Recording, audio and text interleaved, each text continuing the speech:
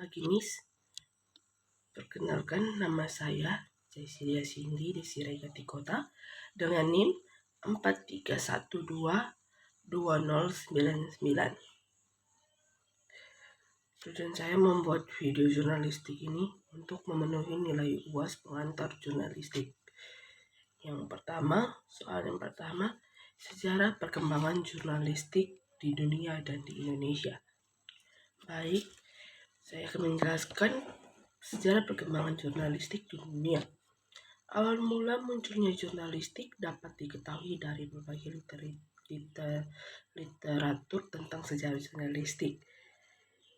Senantiasa merujuk pada Akta Diurna pada zaman Romawi kuno masa pemerintahan Kaisar Julius Caesar. Akta Diurna yakni papan pengumuman atau biasa disebut dengan suatu majalah tentang informasi-informasi yang ada. Diakini sebagai produk jurnalistik pertama, pers media massa atau surat kabar harian pertama di dunia. Julius Caesar pun disebut sebagai bapak pers dunia. Sebenarnya, Kaisar hanya meneruskan dan mengembangkan tradisi yang muncul pada permulaan berdirinya kerajaan Romawi.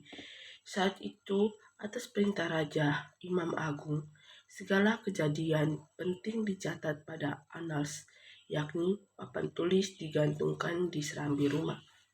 Catatan pada papan tulis itu pada annals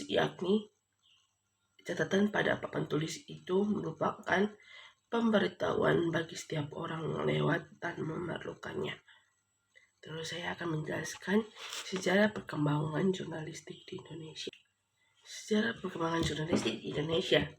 Sering era reformasi dikumandangkan sebagai dari Sabang sampai Merauke oleh para reformis. Menggantikan era totalitarisme Soeharto, maka dunia jurnalisme kita mendapatkan angin segar dalam menyampaikan informasi kepada khalayak umum tanpa takut adanya ancaman pemberedalan. Tak kurang dari 32 tahun dunia jurnalisme kita mandul dan harus berfungsi sebagai corong pemerintahan Orde Baru yang jauh dari idealisme pers sebagai kontrol sosial. Dalam perkembangan selanjutnya, pers di Indonesia menjadi salah satu alat perjuangan kemerdekaan bangsa ini. Haryadi Suryadi menyebutkan salah satu fasilitas yang pertama kali direbut pada masa awal kemerdekaan adalah fasilitas pencetakan milik perusahaan koran Jepang seperti Soehara Asia itu di Surabaya, Jahaja itu di Bandung, dan Sinar Boroe di Semarang. Menurut Haryadi, kondisi pers semakin menguat pada akhir tahun 1945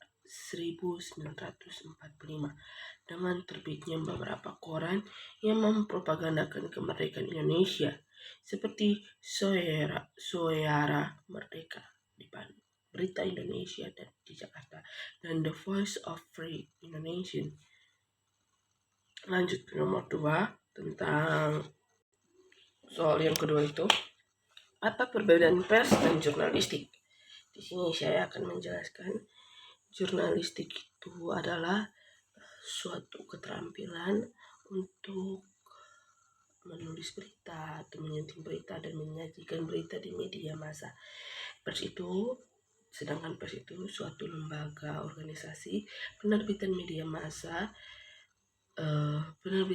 massa yang sudah ditulis atau menyajikan suatu berita oleh jurnalistik. Dan contoh dari pers itu adalah contoh dari jurnalistik itu sebagai contohnya seorang reporter sedang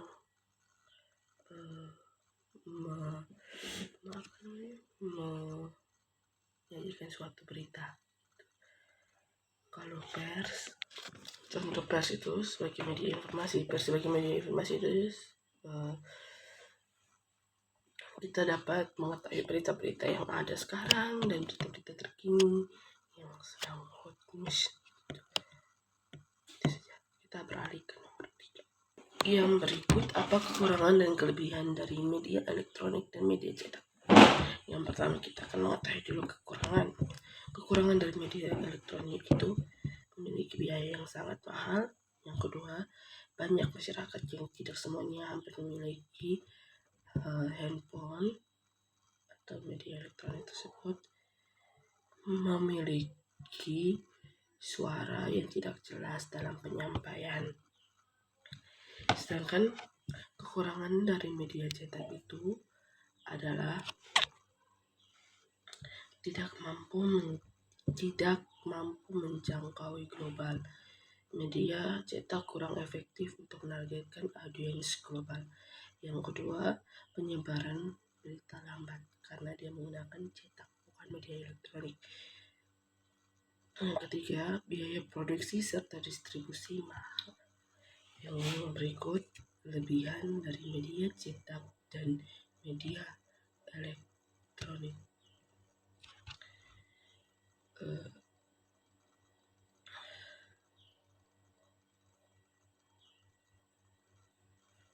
Keunggulan kelebihan media elektronik itu jangkauannya luas, terus hampir seluruh dunia, hampir seluruh umum, tempat dimanapun dapat menjangkau media elektronik. Dan kelebihan media cetak itu kita dapat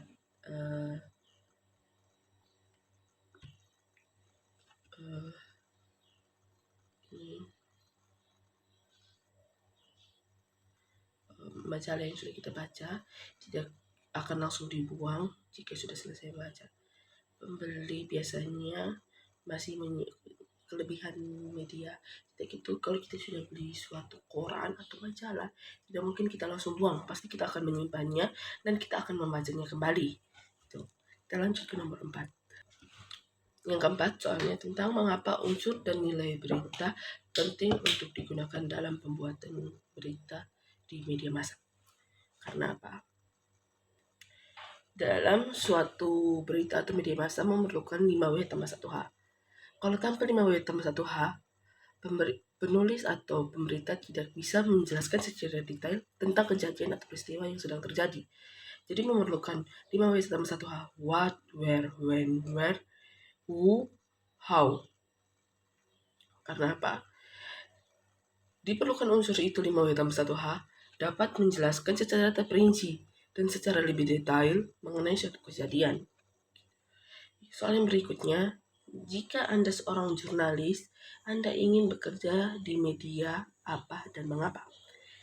Kalau saya ingin jadi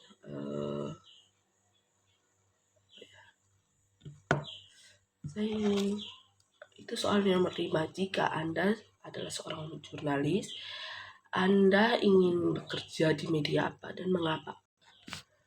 Kalau jika saya menjadi seorang jurnalis dan saya ingin bekerja di media apa dan mengapa? Saya ingin menjadi seorang reporter di CNBC Indonesia. Mengapa saya memilih reporter?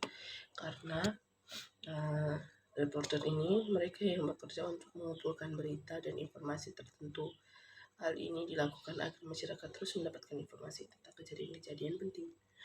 Dan soal yang terakhir itu tentang apakah manfaat mempelajari pengantar jurnalistik bagi mahasiswa atau mahasiswi ilmu komunikasi. Manfaat yang saya belajar dari pertama kali Miss Melisa mengajar tentang pengantar jurnalistik itu, saya banyak mengetahui tentang bahwa peluang kerja yang nanti kita akan dapatkan di jurnalistik itu sangat banyak. Terus kita bisa mengetahui kalau banyak media yang sudah kita pelajari, terkhususnya media massa, media elektronik atau media cetak.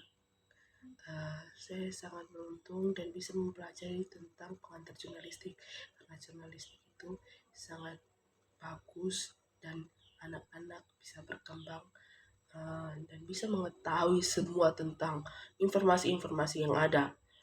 Saya sebagai mahasiswa ilmu komunikasi sangat senang belajar pengantar jurnalistik karena saya bisa mengetahui tentang informasi-informasi yang ada, dan saya bisa belajar apa itu pers, media, dan uh, pokoknya